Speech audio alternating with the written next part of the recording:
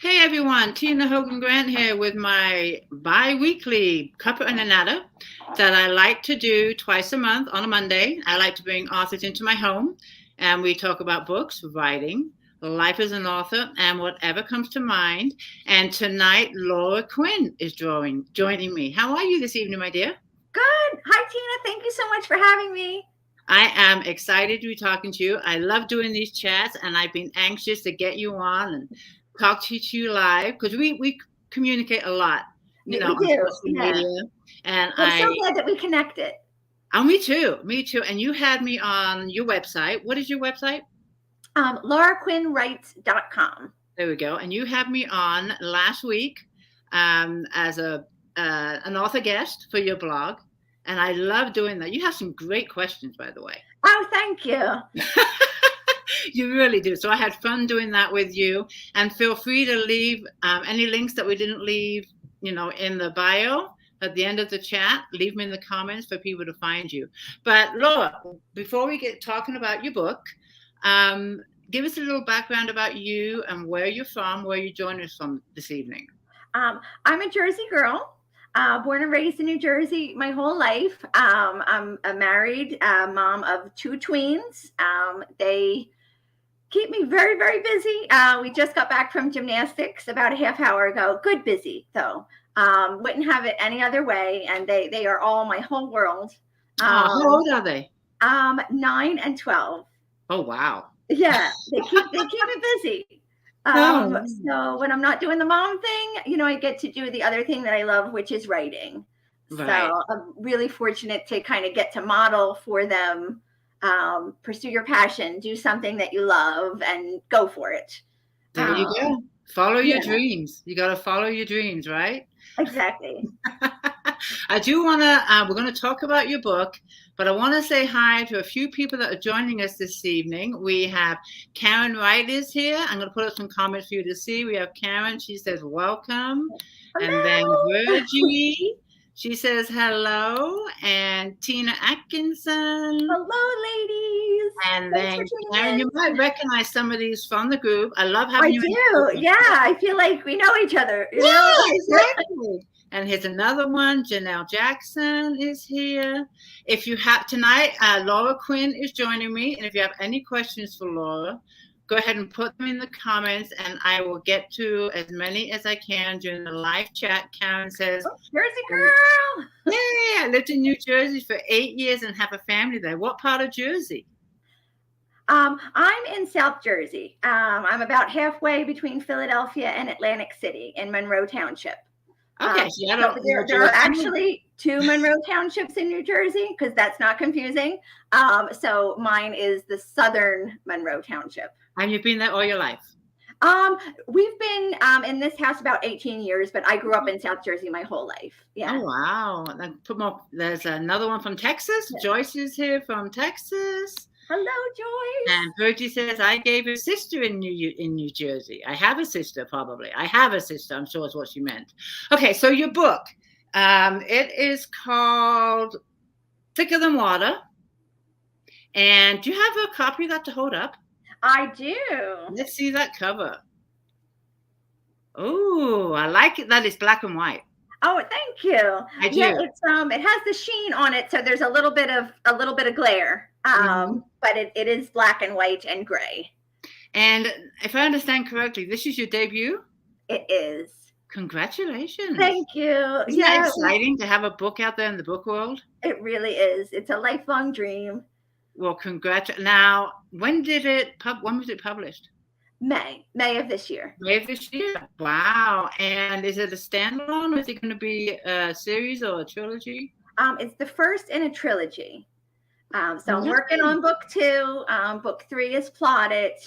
And, we'll just see where it goes, See where it goes with the flow. Now, have the opportunity. Okay. Now, this book, Thicker Than Water, what inspired it? What inspired this book? My 12-year-old, which sounds really weird because it is not a book for children. Okay. But he was a really bad sleeper. And I would rock him at night and rock him and rock him. And I needed something to kind of keep myself awake. while I was holding him and spending time with him. So it kind of started up here before it made it anywhere else.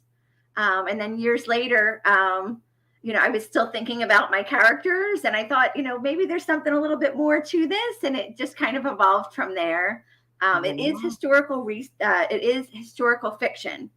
So once I had realized, hey, this is a thing I want to do, I spent about 2 years researching. The era. It's set during World War I. It's Jersey centric. It's set in New Jersey, but parts of it take you to Philadelphia. And because I am from the area, and because out of respect for other authors and other historical fiction authors, I really wanted to get it right. So I took a time, took a big break from plotting and just, focused on the research, and then kind of went from there. See, that's one of my favorite genres is historical fiction. I love to read historical fiction. It's one of my favorites. And people have asked me, do you ever think you'll write historical fiction? Because I enjoy it so much. Yeah. And I think you'd be great at it. Well, my issue is, and I've said this before, is that the research scares me, because you have to be spot on. You really do. You do. And readers are savvy, and they know when you're not. Yeah. I have read some myself. I think we all have collectively. Where you're like, and you just go with it because it's fiction, and fiction is wonderful. Right. And you can get away with it. If it was nonfiction about a historical history book, quote, then of course it has to be absolutely accurate. Yeah. Were you planning on being a historical fiction, or it just kind of led you into that genre instead of writing it? I had planned on it being a historical fiction. Yeah. The little story that I started telling myself in my head, was a period piece. It was during the 1910s. I grew up going down the shore my whole life. That's what we call the beach in my area. We call it going down the shore. Jersey Shore, right? Jersey Shore. Yeah. So I grew up going down the shore my whole life. And, there are several towns in the area that really do an amazing job with preservation. And you could be walking down the street, and it feels like, time hasn't changed until you see a car go by. So there's a lot of nostalgia around that. And I really wanted to capture that. But I wanted to, like I said, I really wanted to get the details right. So of course. Yeah. You said it came out in May. The book came out in May. Correct. Okay, before we get to this question, can you give us just a little background on the book, what it's about, without giving anything away? We know that it's historical fiction. We know it took place in 1910, takes part in Philadelphia, kind of a little bit of the storyline, without giving anything away. Sure, absolutely. It's about 4 main characters. I call them my core 4. It's a brother-sister combo, Danny and Shannon.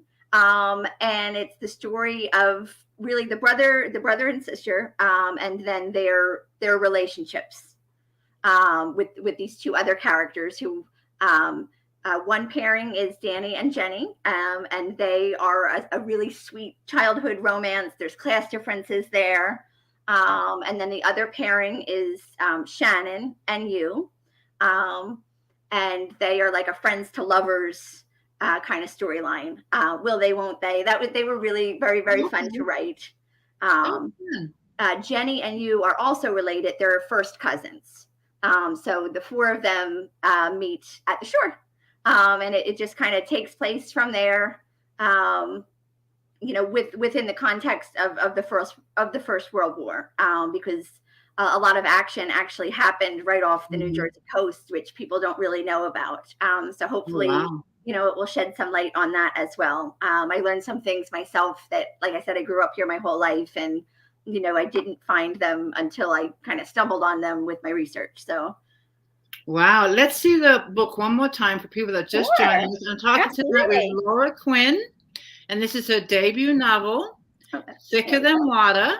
I love the black and white cover. I mentioned that earlier. And if you have any questions for Laura, go ahead and put them in the comments, and I will go ahead and get to as many as I can. This is her debut. Came out this year in May of 2022. Big book. Isn't that? Yeah, how many pages? Almost 500. In that book? 480. Yeah, wow. 480. and including author's notes. But plot wise, it's about 470. I didn't have Okay, that how many long notes. did that take you to write? Another 2 years. Wow. Yeah. But it was good. It's long, but the chapters are very short, and it's told in multiple point of view, which I think is really fun to read and to write. It is, because you get to know the characters. Yeah. Each character. And I love I write in short chapters. It's one of my preferences when I read. Bite size, Yeah. And it makes it easy, I think, It does. And I'm also one of those, I don't know why I do this, but if I'm reading a book, I know that I'm going to put it down within the next 5 or 10 minutes. I'll look and see how long the next chapter is. And I really shouldn't do that, but I do. And I'll say, okay, then this chapter is too long. I'm going to go do what I need to get done. But if it's only a couple of chapters, it gets me, because I'll read a few pages, then I'll read a few more before I know half an hour's gone. Exactly. No, I think that speaks to a lot of readers, especially if you're in between things. I'm very bookish. I'll bring them, like I said, we were at gymnastics, I'll bring them to one of the kids' practices. I'm a night reader, it's but it's that one more page, especially with a good story, One more page. Exactly. I got a couple of questions here I want to put up and bring some readers in. Virgie Lane says the book sounds great. Leisha Haney has a question for you. Do your book characters talk to you? And if they do, have you had to change something in the story because of it? Oh, that is a great question. So they do talk to me. they do talk to me. Who is one of my core 4 now, was a side character. I'm a plotter. So he was outlined to be in chapter 1 and 2, and that was it. He was strictly a side character. He had a purpose, and then he would not shut up. And he would not go away. It was like this voice in my head. And he's very fun to write. They're all fun to write, but they have different personalities. And he's kind of fun loving. So I have fun with him. And he just kind of came out of nowhere. And he's a major part of not only the first book, but the whole trilogy. And I can't imagine him not being it. Being in it, or if I had stuck with my outline and very rigid, and this is how it's going, I don't think it would even be anywhere close to the same story. Yeah, I admire you for being a plotter, because I cannot do that. I just sit and I write. But when you're being a plotter, do you know the ending of the book before you write it, or does that tend to change too? Or you think you know the ending, should I say? You know the ending. For the first one, the ending actually changed at the suggestion of my editor, because it's close to 500 pages. It was longer than that. Wow. And God bless our editors, because I have a great one. And she kind of reined me in and liked the story, but was like, we kind of need to break this up a little bit. And she suggested the place where it currently ends. And she nailed it. It was a perfect suggestion. I know how the second book ends, and the third book, it's currently plotted, and we'll see if that stays on course. Because it's a trilogy, in my mind's eye, I know where I would like all 4 characters to end up. And hopefully, that end game ends up, happening, as planned. Are the other 2 books 500 pages also? I don't know. The second one, I'm about 30,000 words in. Okay. So okay. A good chunk, but a good ways to go. So. Oh, exciting! Do you have a release date for the second one? I don't. I'm just trying to kind of pace myself. I don't want to have too much pressure. I would like for it to be, sometime next summer, because it is kind of a beachy atmosphere. But at the same time, I don't want to rush and put out a product that, isn't my best work, because I got too focused on a date. I would rather focus on the work, and the work being its best. And then, of course, there's lining up with editors and whatnot. And sometimes you want to get, you want your work scheduled for this date, but they're not available until a month later, and vice versa, Yeah, So I don't put a release date up until I've done the second. I'm not me, but my editor's done the second round of edits, and then I know kind of when the book is going to be coming out. Right now, it's with the first edits, and yeah, that takes the longest, as you know. But I don't want to pressure her either, saying, "Okay, I got a release date for this. You got to have it done by then." No, no, no, no, no. I wait for her to do her first edits, and then I kind of have an idea of when to release the book. That's what I've been yeah. doing, and that kind of works. I see some more questions for you. Here is one from someone in the group. Since the series will be historical, do you see yourself writing in other troops later? Example, contemporary. That's a good question. Right now, no. I read contemporary. I read all genres. There's really, I can't really think of a genre that I don't like. So contemporary is on the list of favorites when I'm not reading historical fiction. But I like to time travel. So for me, like Ah, part of the writing is the journey. So I like to kind of see the way things were, and hopefully show that world to my readers. oh, that'll be Um, interesting. yeah, it's That'll like be a a form of nice story. escapism, you know. Yeah, I like that. Do you write every? I mean, you have the two children. They're probably in school during the day, unless you homeschool. But do you write every day? I try to, especially during the school year because I have large blocks of time, Right. and really no excuse. Um, the summer it's a little bit trickier. The summer and breaks, and I am more of a morning person, so I'll get up very early before them and try to just get as much done. And And you then they are discipline at yourself. ages where they're a lot more independent than younger children. So Right. sometimes I'll know, like, this one's doing this one's chatting with their friend. Like I have a good hour, and So I'll try to that's some dedicate it to writing in that. myself. Well, that's good. You But then discipline they'll yourself. inevitably need a snack. I'm sorry? I said, then they'll inevitably need a snack, and I, have to get up and down, and Of course, yeah, um, being the mom. Yeah, I could not do it with younger children in the house, so I admire you, even though they're older. You still have to put that mom thing first, and it's tough. So you it 500 is. page books debut. I think wow. Okay, Karen is asking, do you have any say in your covers? I do.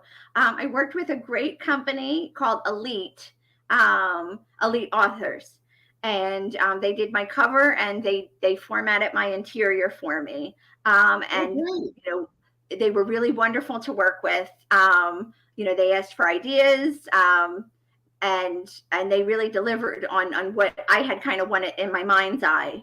And I when I first got the proof, I because it really was everything that I had asked them. It's a non-traditional cover for historical fiction, but without being too, I can say, like, a very major plot point happens in the middle of a storm.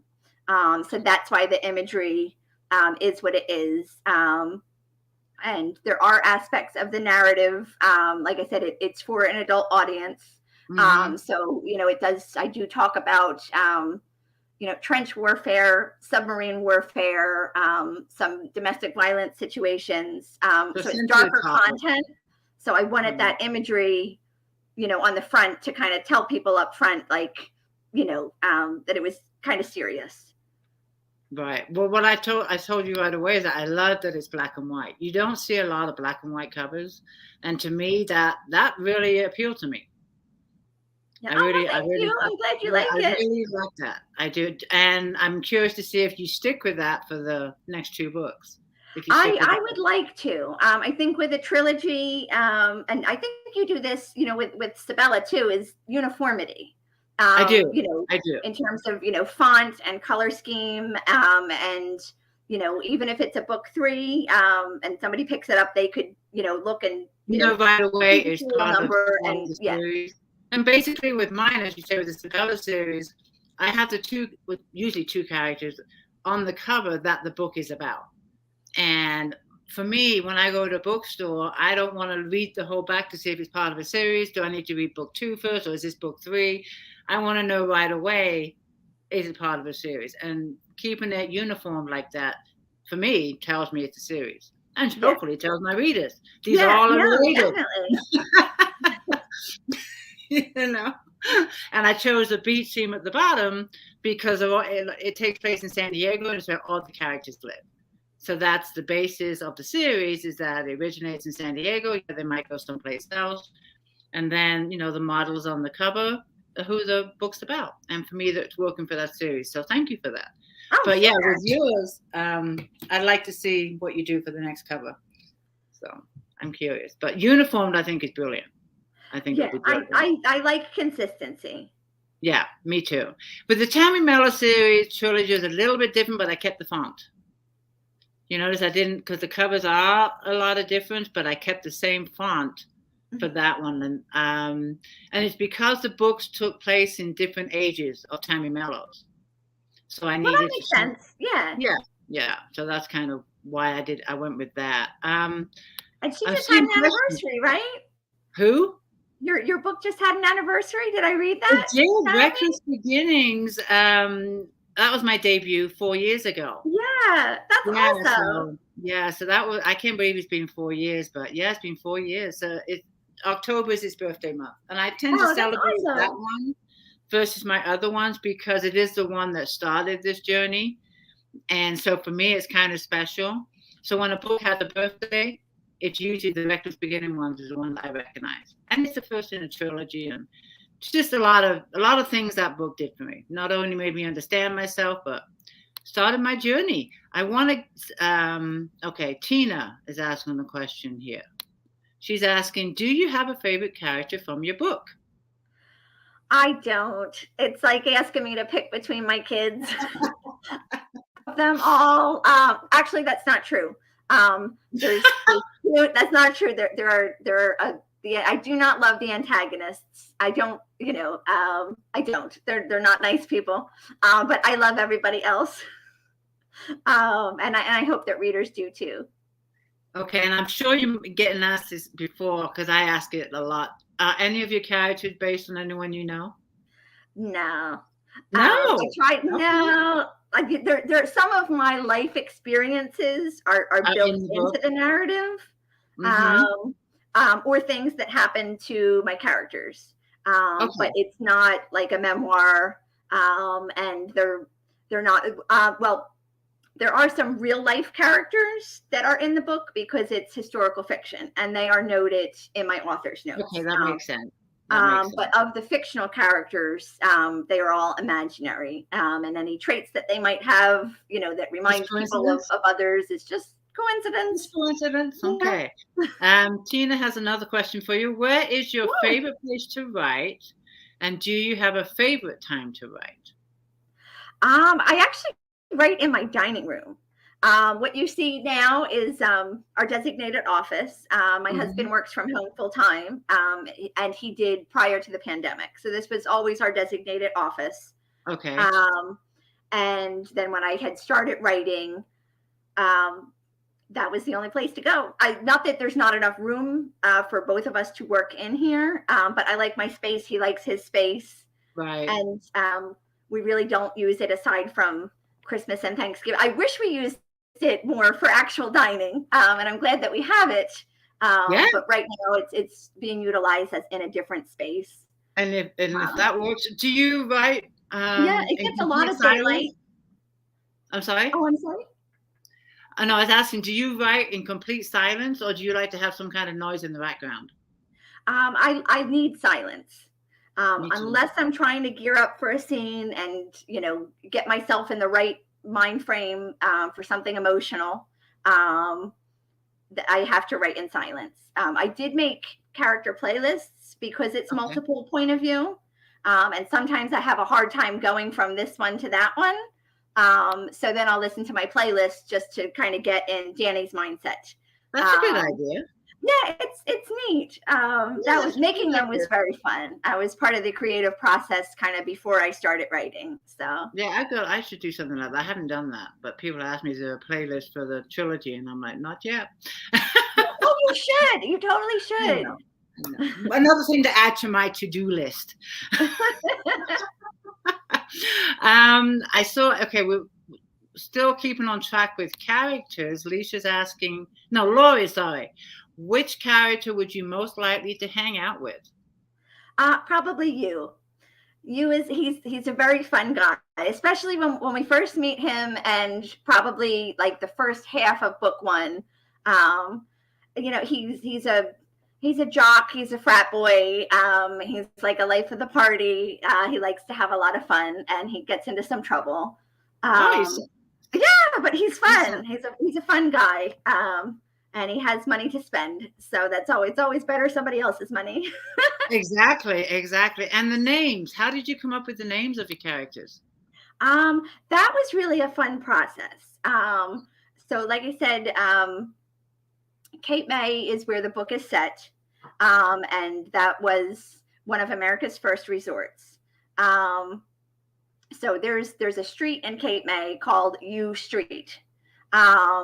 And there's another a big hotel that's still operational. It's like a 5-star hotel called Congress Hall.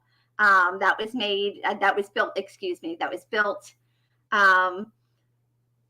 right around like the 1800s by a New Jersey congressman, and his name was Thomas U. So U's first name is really a tribute to the town and the setting, because it's just a place that's really special to me. That's great. Danny is named after Oh Danny Boy, because that was my late grandmother's favorite song. Shannon is named after the River Shannon in Ireland. My husband and I had a chance to go there before we had children, and it was amazing. So that was more, because it's something special to me. And Jenny was just a wild card.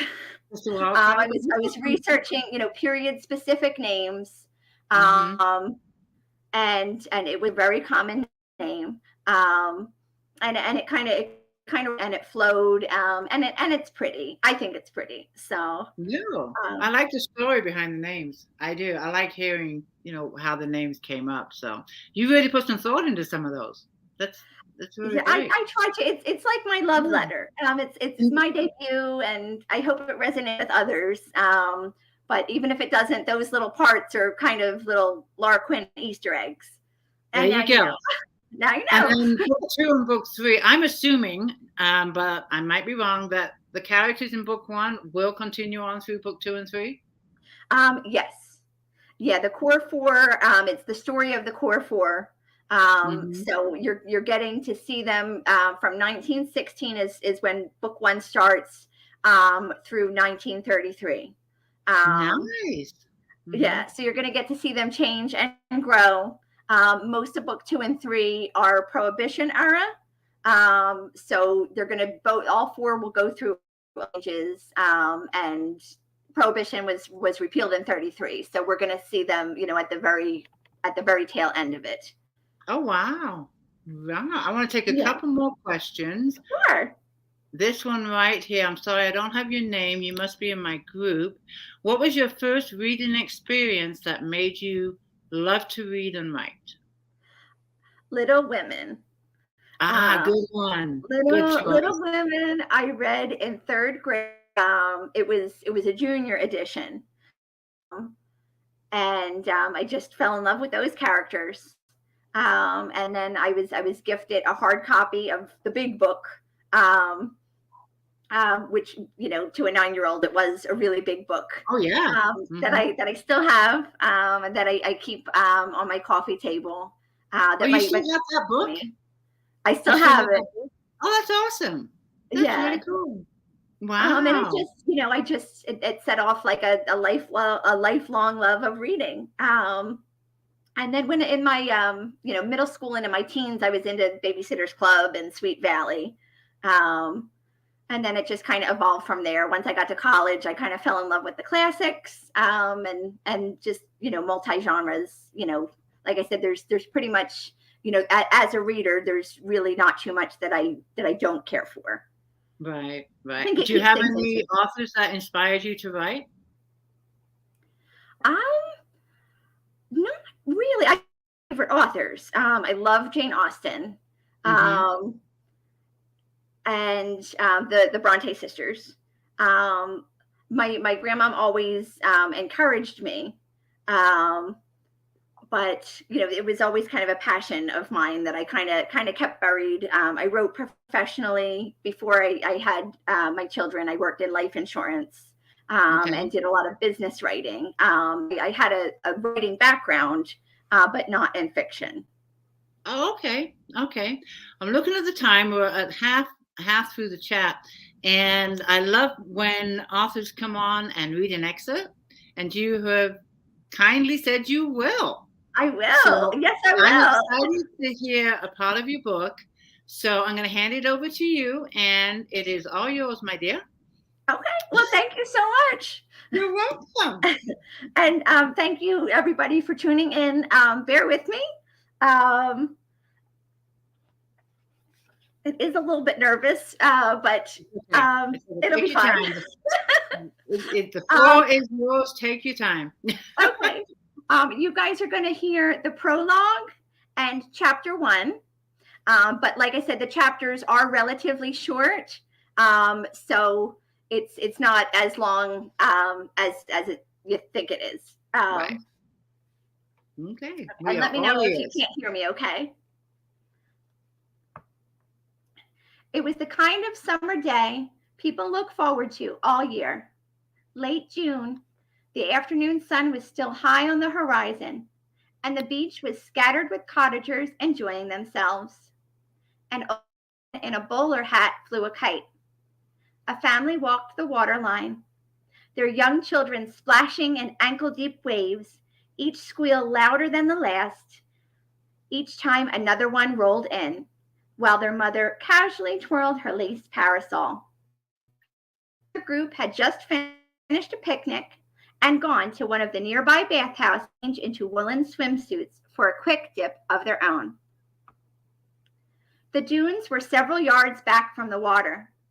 Their tall grass and craggy shrubs shielded the landscape from the sea before them and the promenade behind. Huddled between the mounds were a little boy and girl. One would have to look closely to find them, precisely the point. Their clothing was tattered and threadbare, the soles of their shoeless feet black. He wore a newsboy cap 2 sizes too big, she limp pigtails. The girl clutched her stomach, greedily eyeing the picnic basket. "I'm hungry, Danny," she whimpered, her sunken blue eyes pleading with him for something, anything to dull the ache in her belly. The boy frowned, his smudged face looking much older than his 7 years let on. His own stomach felt like it had rocks in it. It was just past supper time, but the only thing they'd eaten was some wild beach plums they picked yesterday. Danny slowly shook his head. "Stealing's wrong. You know that, Shannon." "I don't care." She crossed her arms against herself, her lower lip in a full pout as she sighed. "They'll probably throw it out anyway. What's the difference?" "I'll think of something." An assurance not only to her, but to himself. Shannon cast her gaze on the ocean. "Pa's been gone a long time, Danny. What if he don't come home this time?" "He will. Always does. But," she gulped, "what if?" Danny took her hands in his own, smoothing her palms with his thumb the way their mother used to before tucking them into bed. His sister stared down at her feet. After a few minutes, he saw her shoulders relax and knew what he had to do. He reached into the pocket of his knickers and pulled out a gold watch. He'd put off parting with it for as long as possible, but he could catch ribs through her calico dress, and his own arms were twigs. Tarnished though it was, the pocket watch would fetch him a pretty penny, more than enough to tide them over until Pa returned to port, God willing, with a hull full of flounder. He swallowed hard and glanced at the dunes, thinking himself lucky that the Blue Pig Casino was just 2 blocks from the ocean. Their bellies would be stuffed in no time. His sister snatched the watch. "No, Danny, you can't. I won't let you. Give it back." He made a grab for it, but Shannon was too, tucking her arms behind herself as far as she could. "Aw, come on." No. She shook her head so violently he thought it would snap right off her neck. It's from Ma. Exactly. She wouldn't want you to starve, Shannon. Neither do I. Now gimme it. This time he simply held out his palm, but she backed away. Bad enough Pa sold the locket she gave me. Her voice trembled. This is all we have left. Please, Danny, she begged as her little eyes welled up. I miss her. I miss her so much. He missed her too, terribly. Would give anything to hear the sound of her voice just one more time. Okay, he relented. She threw her little arms around him. Danny pulled her in, her tears flowing freely now. He brushed a greasy blonde braid over her shoulder and leaned in closer. We have each other, he assured her. Always take care of you, Shannon. Always. She broke the hug, using her nose. Promise? He grinned. Danny traced an index finger over the scrap of rope that was now serving as his suspenders. Cross my heart and hope to die? A quizzical look, and she poked him in the ribs. And hope to die, he pledged. That was the first time his sister really smiled since their ma passed. You don't, though, Shannon was. Well, he checked. That makes two of us. Chapter 1, 10 years later. No sooner had Remembrance Day passed and Kate May was abuzz preparing for the 4th of July. It was we could talk about for weeks, the Star and Wave promising a gala day on the waterfront. To this end, the resort didn't point. Jutting 1,000 feet over the mighty Atlantic, the Iron Pier was alive with the spirit of American patriotism. Spectators crammed both sides of her lower levels. They cheered on the black, cloudless sky, the perfect canvas for the upcoming fireworks display, except for the sliver of moon glistening off the water. Up on the 3rd tier, the new electric lights switched on, illuminating the massive ballroom as the orchestra warmed up. The place was splattered in red, white, and blue. Banners and bunting draped the banquet tables as well as the grandstand. More flags peeked out from the red rose centerpieces on the guests, all while a gargantuan portrait of Woodrow Wilson looked on approvingly. None of Danny Culligan. All he could think about was his sweetheart, Jenny Martin. He felt himself grinning like an idiot and forced his to imitate the stern, thin line of the men around him. Jenny would be arriving soon, any minute now, he imagined. Class differences forced the couple to see each other in secret for years. But tonight he'd finally get to hold her in public. It was also his best shot at impressing her millionaire dad. Danny was a hard worker. He wasn't rich by any means, but he knew he could prove himself worthy if given the opportunity. He'd show the older man just how much his daughter was cherished. And hopefully, by next July, Jenny would have a new last name. Knowing their future was on the line, the punch bowl was all too inviting. But Danny didn't want to have liquor on his breath in the event Mr. Martin turned out to be a teetotaler. Instead, he checked his pocket watch and frowned. Only 5 minutes had passed since he last looked. He shoved it back in his pocket and turned his attention to inspect his fingernails. Neatly trimmed. Not a trace of fish. Good. He scanned the room. Nothing. Where is she? He chewed the inside of his cheek, then glanced at it. Could have buffed his shoes a bit more. Stop fidgeting, his sister scolded as he went to reach for the watch again. I'm not, he mumbled. You are. She turned to face him head on, wearing her usual confident smirk and square his shoulders. You didn't expect the Martins to be here yet, did you? Her aunt likes to make an entrance. Danny shrugged. Shannon was usually right. That he was older didn't matter. Irish twins born 10 months apart, she was his closest confidant. Parade, he asked to distract himself. His sister rolled her eyes. Overdone. She gestured their surroundings. Just as this is.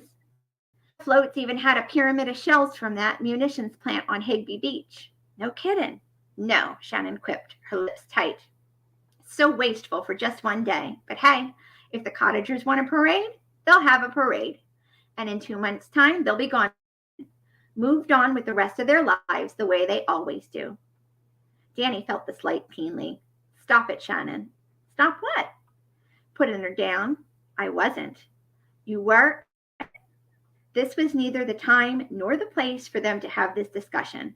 Again. Shannon would always remain part of his life. True, she'd be in a different role, but Danny would never abandon her. How could he? She was the one who patched him up after Pa was in one of his dark moods. The one who knew how to cover the bruises and, where she couldn't, how to lie about their origin. Shannon knew him better than he himself, except where Jenny was concerned. Can we talk about this more at home? He asked. Up went the barrier he knew so well. With an icy glare, she drifted a few steps away from him, smoothing her skirts before leaning casually against one of the columns. Several minutes passed. Still no sign of Jenny. Danny grasped the watch again. Clenching and unclenching it, he stole a glance at Shannon to see if she was watching him, and was surprisingly hurt to find that she wasn't. Arms crossed against herself, his sister scowled at the portrait of the president as if she wanted to slap him. Shannon always felt everything so keenly, as if the whole world were against her. Danny hated quarreling with her. Deep down, he knew. Even if he danced with Jenny all night, completely wowed her father, he could never be truly happy knowing that Shannon was upset with him. Hands in his pockets, he strolled over and found his nose is a bit off, don't you think? I'll leave it to you to make jokes at a time like this. Like what? Shannon clicked her tongue and shook her head in disgust. German U-boats patrolling the coast, yacht club ships, ones who have. She inched closer, drawing her chin up with a caged look in her gray-blue eyes. I worry about you, she whispered. Shannon, no, I do. I leave port. And when the war comes, not going to happen. Wilson's a pacifist. Her eyes flashed. Perhaps you've been too busy to pay attention, brother. He's also running for. It's been over a year since the Lusitania. This ball, these people, they want justice, but it's not their kind who gets drafted. So that was it then. She was afraid he'd go off to fight and never come back. Danny regarded her thoughtfully. Her blonde mane was piled high atop her head, just a few loose tendrils accentuating her high cheekbones and swan neck. She's not a little girl anymore, not on the outside anyway. Remember our promise? He asked. It's still true. Shannon looked down at her hands in respite. It was then that Danny realized the family resemblance. How had he not seen it before? They never spoke of her, but he couldn't help himself. You look just like her. Who? Ma. Her cheeks flushed. You really think so? From what I remember, yeah. Spitting image. He cupped her shoulder and nodded. She'd be so proud of you. I sure am. Shannon gave him a playful bump with her elbow. Laying it on thick, aren't we? I mean it. Well then, she grinned. I'll take the compliment. Good. Danny smiled too. You know, Shannon, he added, if you let yourself, you might just have a nice time tonight. Do you think you can do that for me? I'll try. Best I can offer. That's my girl. He knew it was asking a lot, that he was pushing his sister well out of her comfort zone. But if Danny were to put his best foot forward for Martin, he needed his conscience clear. Up at the podium, the conductor tapped his baton. Lights dimmed and voices hushed. Danny peeked at his watch before surveying the crowd. Everything was blurry, as if the whole ballroom had suddenly been lowered into the sea. Girls checked their dance cards, their faces giddy, and laughter garbled. The orchestra began the first stanza as the Blue Danube sounded off, like his ears were clogged. Couples to the and his chest tightened. He and Jenny were supposed to be. He grabbed the watch again, but his palm was clammy and he couldn't get a tight grip. What's happening to me? Meanwhile, his heart thundered against his ribcage, faster and faster and faster. Too afraid to care whether it was gentlemanly or not, he gulped, uselessly tugging at his collar for any chance of precious oxygen. Just then, The double doors of the main entrance flung open. The Martin arrived. Every eye in the room turned to Jenny's aunt, Gertrude Calloway. Dripping in diamonds, the matriarch was escorted in on the arm of her son, Hugh. Tiffany tiara, cascading earbobs, 3 rows of studs on her wrist, a belt to minimize her middle-aged waist. Even the chandeliers couldn't compete, but all Danny could see was Jenny. His smile was momentary, his relief fleeting. She was the son of another man. And that's chapter 1. Thank you so much. What a treat. Sure. That was a lot of reading. I know. Yeah, I enjoyed it immensely. That was a nice. Oh, thank you. I'm going to put up some comments from people that also commented. Here's Lori. She says, your book sounds great. Oh, thank you so much. Karen, great read. Barbara, thank you for reading.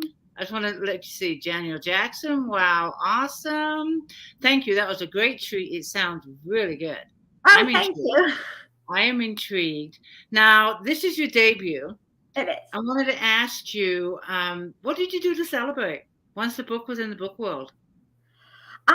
Just family time. They're my everything. So we kind of kept things low key and had some friends come over and just family and friends. And I'm a simple girl, simple pleasures. We did celebrate and I'm very thankful and grateful, but we kept it kind of small. I think it's great. I mean, that sounds like a really good book. It really does. Thank you so much for that read. Now, the book I know is on Amazon. Is it on Kindle Unlimited or is it wide, like in Barnes and Nobles on ebook? It's wide. It's wide. So it is on Barnes and Noble as well. iBooks, Books A Million, Kobo.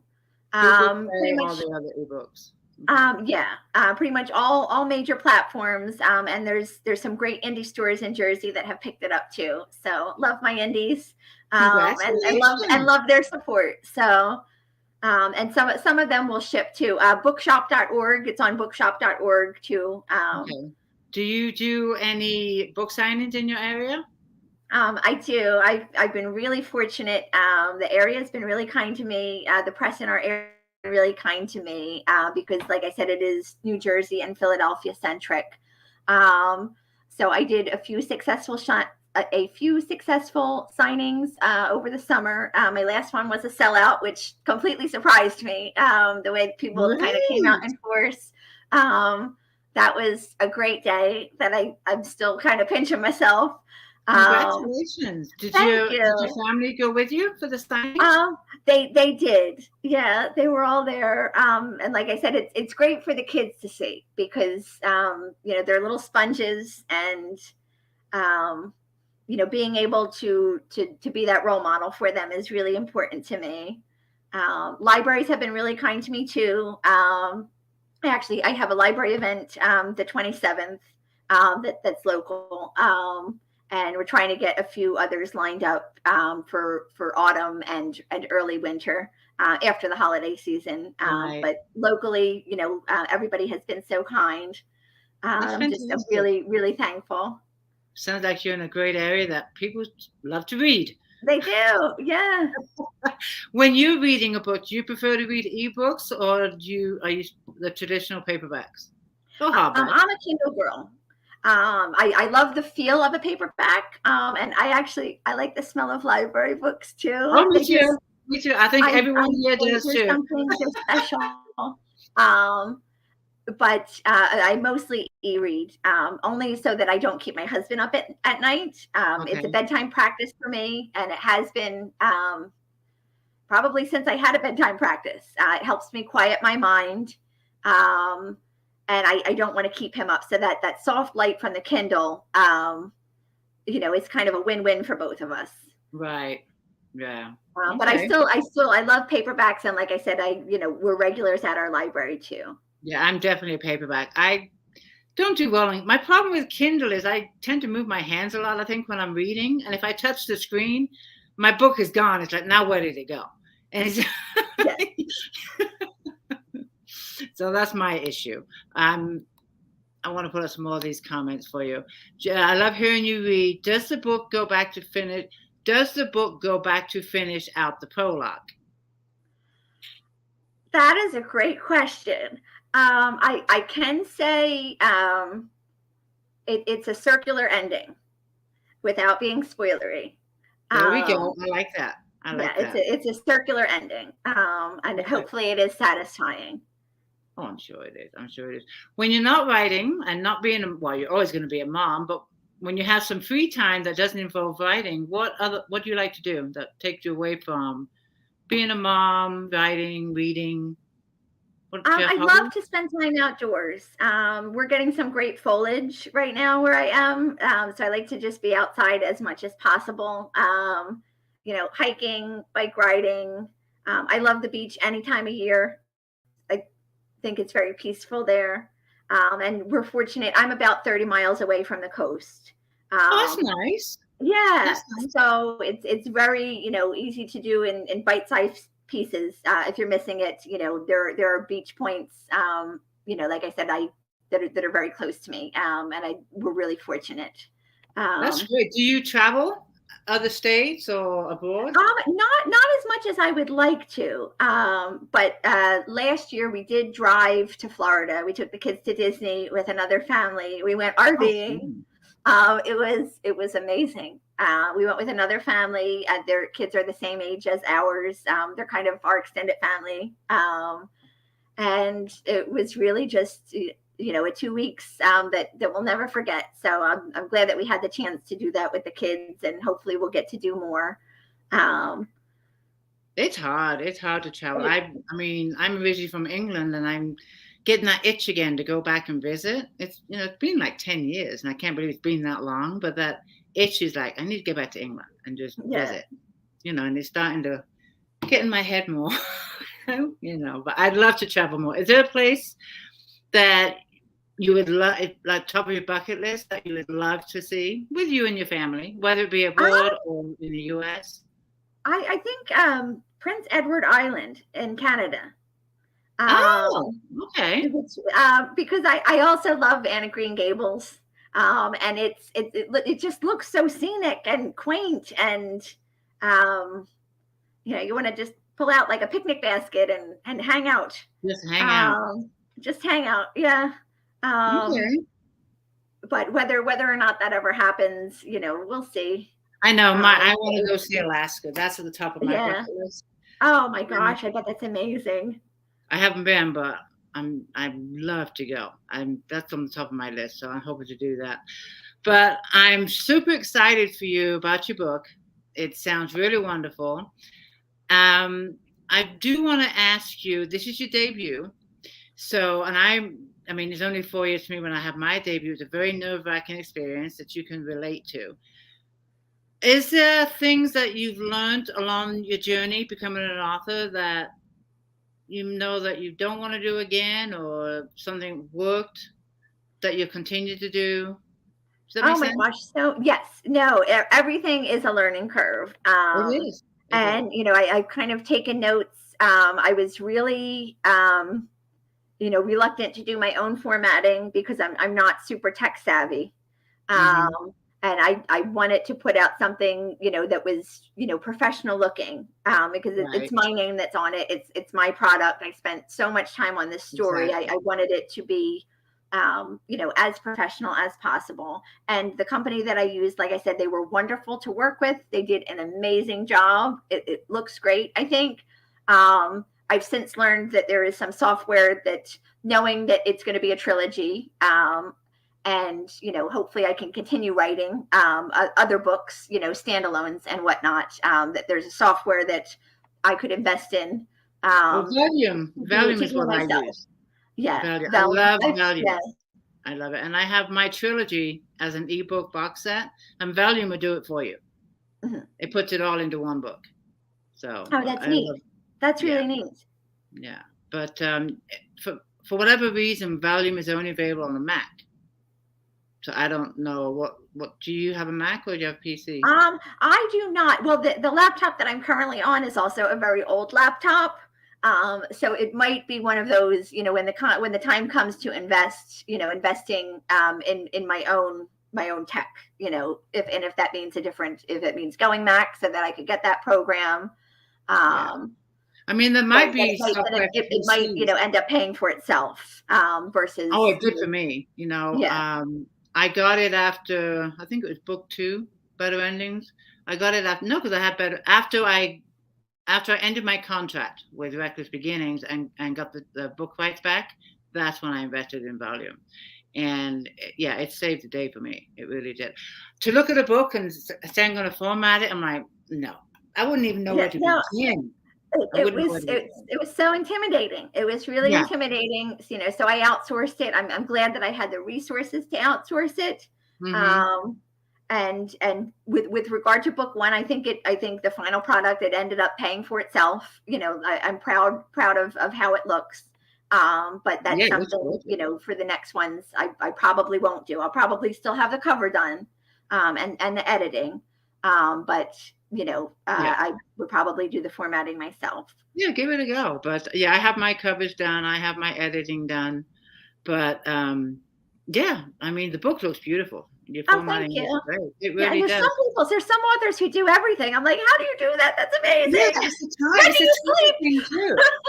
I mean, there's only 24 hours in a day, 12 of which is daylight. The other 8 was sleeping, and it's like, how do you have time to do all this stuff? I admire them. It's amazing. I say it as a compliment. Yeah, no, it's amazing. I just couldn't do it. I know my strengths and weaknesses. Yeah, exactly. For the authors, writers that are following the same path and they would love to have their book published, what one piece of advice would you give them? Do your homework. Don't rush to put it out. I think, sometimes I can only speak for myself, but when I first finished my manuscript and hit the end, I was like, woo, the end. It's not the end. It's the beginning. Right. And it's a process. And you really can't rush the process. It's hard to rein yourself in, especially when you're really excited about it. Mm-hmm. Or maybe you have a date in your mind, like, oh, I want my book to release. My book is Halloween related, just because my kids all, it's that season. They're like Halloween obsessed. Oh, my book's Halloween related. Like, it has to debut in October. Well, if it's not the best product, like, you might have to push it off. And I still do spooky reads, any time of the year. I'm very much a mood reader. And you can always, put it up for sale. There you go. Halloween. Exactly. Or going into the holiday season, you see a lot of rom-coms, a lot of Christmas reads. Right. Because it's seasonal. But now we have Christmas in July. Exactly. Yeah. So get creative and think outside of the box, and don't commit, before you're ready and before your work is ready. Because I think, those pre-orders are, it's a really important time, with boosting sales and with your marketing is a whole different game, but, have a good team in place, and just take your time with it. Great advice. Excellent advice. Oh, thank you. I love it. This has been a fantastic chat. I love chatting to you. And I could talk to you all. I feel like I've known you forever. Like, I know, I love this. I like you because I feel like you're just in my home, and we're just having fun. But no, your book sounds really, really good, and it is on my my list to read. I was hoping to get to read it before we chatted, but you know how it is being an author. We have limited amount of time. I do, yeah. Read 500 pages. I know now I would not. Yeah, it's but I'm excited to read it. I'm excited to read it. But you have generously offered to do a giveaway. Yes. And that is, what is that again? A signed copy of the paperback, and a limited edition bookmark. Oh, nice. Okay, and you've asked me if I would pick the winner for you, which I would do gladly. Thank you. And I will announce it this evening between 7 and 8 my time.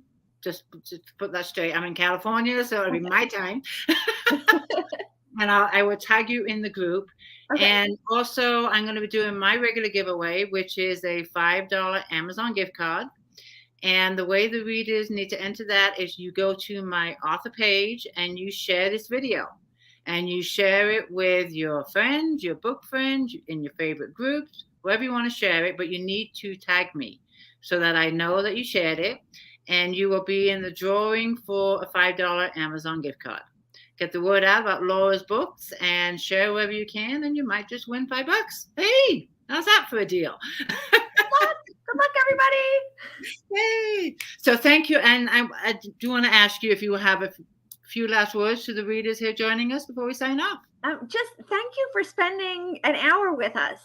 This was really just such a pleasure. I do recognize some of the names from the groups. Tina runs such a great group. It's always, just I have so much fun with you guys on Facebook. Like I do feel like I know some of you. So, thanks again for spending, more time with us and tuning in and for the great questions and for your interest. I really appreciate it, especially as a new author.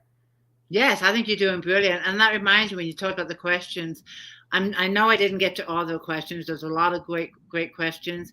And if you have the time, feel free to, browse on my author page and in the group any questions we've missed. And feel free to answer them. I'd love to see the answers of the ones we've missed. Awesome. And leave links. Yeah, leave links. Any links you want to leave. And when your next book comes out, let's do this again. Definitely. Yeah. We'll do it again. So, and I, keep us posted in the group. And you know that we do Authors Take Your Love on Tuesdays. Sign up. Keep us posted that way too. But it's been a lot of fun. It really has. Thank you. Good night, everybody. Bye, guys. Good night.